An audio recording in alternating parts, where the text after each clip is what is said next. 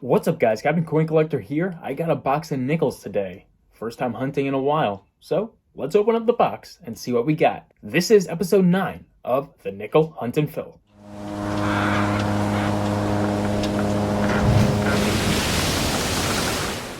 What's up, guys? Captain Coin Collector here, and welcome to the channel. Today, like I said, we'll be hunting a box of nickels. This is the 9th episode of the Hunt and Fill series, and I'm excited to get back into coin roll hunting after 3 months at work. If you don't know, I work on a ship for a living, the Evergreen State, and unfortunately I'm not able to get as many coins as I'd like to hunt while at work. So in my vacation time, I try to put as much as I can towards coin roll hunting, and that's what I'll be doing today. Again, with the Hunt and Fill series, I'll be trying to fill these nickel books. I got 3 volumes, but 2 of them are complete. The 1962 to present day books are complete, but I do have 16 spots left to fill in the 1938 to 61 book. Hopefully we can find a few additions to the book. Maybe we can find some silver. But I'm hoping for a good time and some great finds. So let's get started with the hunt and open up this box. So while I was away, I had my dad pick up a few boxes for me so that I'd get a head start for when I did come home. So we're hunting a box of nickels today from Hempstead, New York. We got it at a Chase Bank on January 23rd, 2023, meaning this is the first box of nickels that we're hunting from the year 2023. Hopefully it's a circulated box. Let's open it up to see exactly what we got and if we got a hunt today. And it kind of looks like we do have those circulated, but it does look like some of them are new. Maybe we'll have our first 2023 nickels in this box, but we won't know until we open the rolls. So I'll let you know when I find something cool. It's only the second roll, and we got our first find. And this find is going to be a 1968 San Francisco Jefferson nickel. Roll number 3 is going to give us our first oldie. It's only going to be a 1957 Denver minted, but it is our first oldie of the box. It's the same roll, and we're going to get another oldie, a 1956 Philadelphia. I'm looking at this last coin over here in the roll, and it does look old. It'd be a Philadelphia if it is, and it's a 1949 Philadelphia Jefferson nickel, marking 3 oldies for the hunt so far. On roll number 5, we just pulled a nice and shiny 1964, as well as this 1956 Denver, the 4th oldie of the box. On roll number 7, it looks like we got an oldie ender again. Got the roll laid out, and we do have a mint mark. It's going to be from the Denver Mint, but it's only a 1964. Pretty good box so far. Let's see if we can pull any more oldies from this box. But it does look like we do have another oldie somewhat down the road. It is a Denver. This one looks older than the one I just pulled. It's a 1941. 5th oldie of the box. Holy moly, guys. We are on roll number 8. And would you look at that. This bank that I get my coins from, or my father gets my coins from, has been hot on the Buffalo nickels, and we got a Buffalo nickel ender. Holy moly, guys. Let's open this one up. I don't think we have a date on it. It's been scratched off, but a Buffalo nickel as an ender again. Holy moly, guys. All right, guys, let's see what we can find in this roll. We already know we have that no date Buffalo nickel, but let's get a closer look at it. Here it is. And there we go, guys. There is that Buffalo nickel. Unfortunately, the date's been scratched off. You can barely see the Liberty, but we do have another Buffalo nickel to add to the collection. If we zoom in on the nickel, it does look like right under the E and C, we have the D mint mark as well. So this is a Denver Buffalo nickel. Unfortunately, again, we don't know that date because it is scratched off. Kind of see a little bit of it, but not enough. You can kind of see the 1-9. But unfortunately, we won't know what date this Buffalo nickel is from, but we do know that is from the Denver Mint. So pretty awesome find. First Buffalo of the box. Hopefully, we can find another, or some Jefferson silver nickels. We're on the same roll as that Buffalo nickel, and it looks like we got a 1955. Now, if it has no mint mark on the back, it will be a nickel for the albums, and a low mintage one at that. If it's not, then it's pretty cool that we did find another oldie. So let's flip it over and see what we got. And it looks like we got a Denver mint mark. So not an album filler, but another cool add to the collection. On roll number 9, and we got ourselves an ender. It's a Denver mint mark. Flip it over, and we got a year of 1954. Roll number 10 is going to give us an oldie. This time in 1951, our first 51 of the box. And no mint mark means that it was minted in the Philadelphia Mint. Roll number 12, guys, and we're going to get a 1940 Jefferson nickel from the Philadelphia Mint. But I don't think that's all, because we got this old back. Would be a Philadelphia if it's an oldie, and it is a 1941, just the year later. Roll number 14 is going to give us our first Canadian coin, and we flip it over to see that it is from the year 1999. Roll 16, towards the end of the roll, we're going to get another 1941 nickel, Philadelphia minted. Roll number 18 is going to give us another oldie, another late oldie, 1957 Denver. Roll number 20, looks like we got an oldie, and it is a 1946, very beat up. No mint mark means that it is a Philadelphia.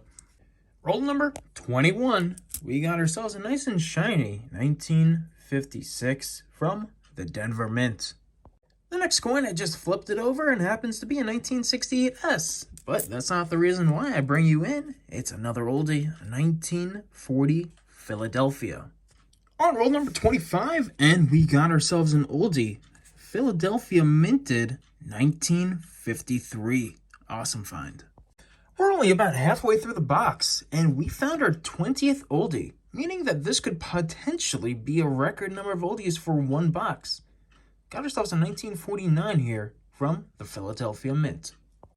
Very next roll, guys, we got ourselves number 21, a 1947 with no mint mark, meaning that it is a Philadelphia minted 47 Jefferson nickel.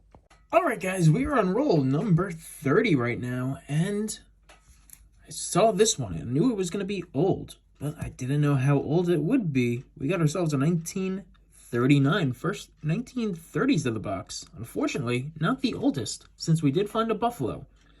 No date on the Buffalo, but the latest it could be is a 1938. So cool to find a 1939 Philadelphia. Wish it had a mint mark, but I'm happy with what I got.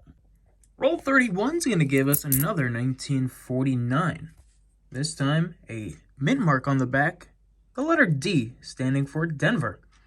Here we go, guys. A nice condition 1947. And it's a Philadelphia since you do not see a mint mark. Awesome coin to add to the pile. Looks like we've got another oldie ender on the next roll of nickels.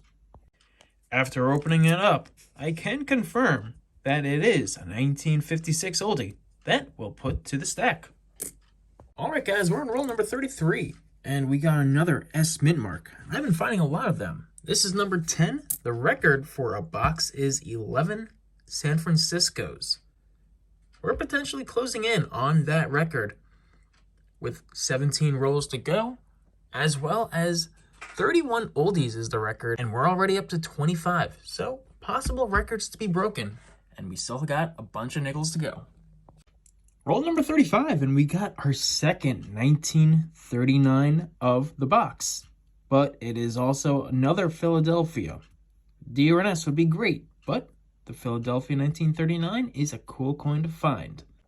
Looks like we got another old one, guys. By the back, it's very worn. It is a Philadelphia if it is, and it is a 1941.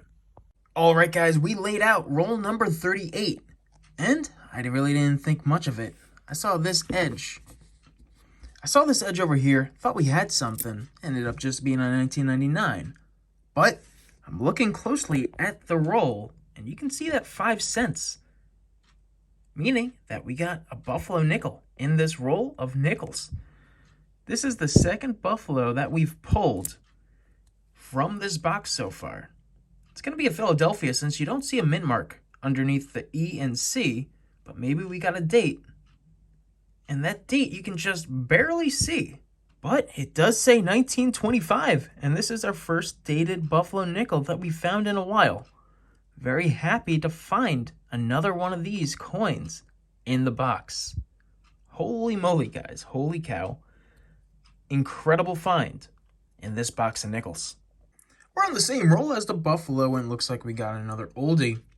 It's going to be a 1953 this time from the Philadelphia Mint. All right, guys, look at this coin. Look how awesome the shape is. We got a Denver Mint mark. Let's flip it over. And it's a 1954, just in immaculate shape. Could be a potential upgrade. Let's add it to the stack and see what else we got on this roll. But it looks like we got maybe something right over here. And look at that, it's a 1958 Denver. All right, guys, I accidentally put it in my change return, so I had to go through all these nickels again, but I finally found it. We have a 2009 from the Philadelphia Mint, a low mintage year. So pretty cool to add another one of these to the books. 2 rolls left, guys. Let's see if we can find anything else. Already found a ton, but a couple more finds won't hurt. Uh-oh, guys, this could be the first silver of the year. We got ourselves a 1942 nickel. The Jefferson silver war nickels were produced from 1942 to 1945 to save nickel for World War II. Let's flip it over, and heck yeah, guys, we got a Philadelphia Mint mark above the Monticello, signifying that we got ourselves a Jefferson war nickel. This is the first silver coin for the Captain Coin Collector channel for the year 2023. So, very excited to see some silver in this box. We also got some Buffaloes. Almost a record amount of oldies. Bunch of San Franciscos, and now we got a Philadelphia 1942 Jefferson silver war nickel to add to the stack. Just pulled out the last roll, and it looks like we got another oldie to add to the pile. A 1946 Philadelphia. Alright, guys, so in the end, this is a record hunt in that we found the most oldies we've ever found in a box. But to begin, guys, we did find one 2009. It was a Philadelphia. We found 11 San Franciscos, which ties the record number of San Franciscos ever found in one box of nickels. Did find one Canadian from the year 1999. Moving on to the oldies, we found 2 1939 Philadelphias, 13 1940s, and 18 1950s, including this one 1954 Denver that could be a potential upgrade in the album. Moving on to our best finds, we did find that 1925 Buffalo nickel. We also found a Buffalo nickel with no date, but a visible Denver Mint mark. It only has the top half, but we can see that it is a Denver Mint mark. No date, but pretty cool to find 2 Buffaloes in one box. Last but not least, on the second to last roll, we found this 1942 Philadelphia silver Jefferson war nickel. So, all in all, guys, a pretty good hunt. Time to go to the albums to see if we can fill anything. All right, guys, we're here with volume number 1 of the nickels. And we did pretty well in that we did fill one spot. And that is going to be this 1942 Philadelphia Jefferson war nickel. So, we can go ahead and put it in the albums. Here we are. Another spot filled. That means we only got 15 nickels left to find to complete this album. Still some common dates, but a lot of that semi-key dates, including the 55, 50, and 50 Denvers. But we will keep on hunting. We've only gone through 11 boxes, so 11 boxes to find 183 coins. That is impressive. The second coin will be an upgrade. It is our 1954 Denver. Just look at that shine on this coin. So we can go ahead and pop out that old 1954 Denver from our books and go ahead and upgrade it. And there we go. Volume 1. 1 fill, 1 upgrade, on to volume number 2 and 3 to see if we have any upgrades in those albums. Volume 2 isn't going to have any upgrades, but we move on to Volume 3. Got 3 possible coins that could be upgrades. Let's see if they are. And Volume 3 is not going to have any upgrades as well, so we move on to the blank book where we'll put our Buffalo nickels that we found in this hunt. As you guys could see, we already have a few Buffalo nickels in here. Some have dates, others do not. Some have mint marks as well. So we'll go ahead and put these two Buffalo nickels into the albums. So we'll start with the rough condition, no dater, but it does have that D mint mark. So we're going to put it reversed up. And it's another fill into the blank album. The second coin that we found that was a Buffalo is a 1925. It is a visible date, and we're happy to see another one of those in the collection. So that marks a total of 8 Buffalo nickels found across 11 boxes of nickels, which is insane because when I was coin roll hunting when I was younger, I never found a Buffalo nickel. Once I started this series, we now have 8 in the collection. So pretty cool that we're filling up this Buffalo nickel album, which really isn't a Buffalo nickel album, but it sort of turned into one with the amount of nickels that we found. Alright guys, so in recap, Nickel Hunt and Fill number 9, box number 11 was a success. It was the first box of nickels that I've hunted in about 3 months, being that I was at work for the last 3 months. We managed to find 1 fill and 1 upgrade for volume number 1. The fill was a silver 1942 Philadelphia, and the upgrade was that beautiful 1954 Denver. In total, we now have 173 out of the 188 coins across the 3 albums, which means that we're 92% done with the collection. And only 11 boxes in, that's a pretty good number. We still have a lot of nickels to find, and a lot of boxes to hunt. So I appreciate you guys sticking around with me to hunt this box of nickels, and I can't wait until the next episode of the Hunt and Fill series.